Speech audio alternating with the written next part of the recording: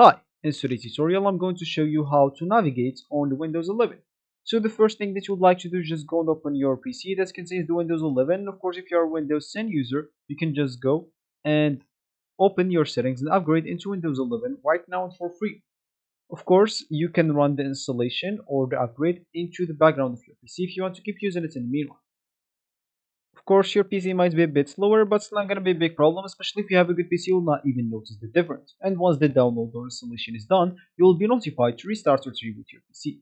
When you do that, you'll find yourself with a Windows 11 ready to use. Of course, the upgrade from 10 into 11 will not delete any files, or any personal files, or any documents from your PC, so don't worry about this side. And of course, you will even have a recovery point if you want to go back into your Windows 10 whenever you want, if you're maybe facing some issues, but which is not most likely to happen, or if you just like the Windows 10. But I bet when you get used to Windows 11, you will like it as much or even more. That's of course just my opinion. So now I will show you how to navigate into the Windows 11. So of course that will be normally your home screen or your main screen on the Windows 11.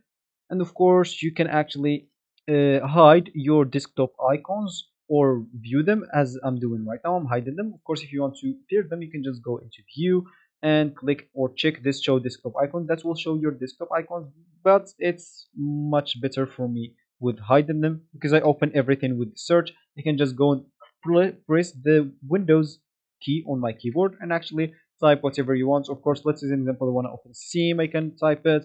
I want to open like Google, I want to open Brave, I want to open Opera.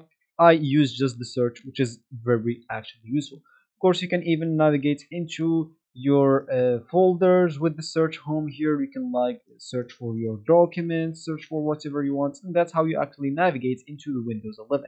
So this will be actually for this tutorial. I hope you like it. Thank you guys for watching and goodbye.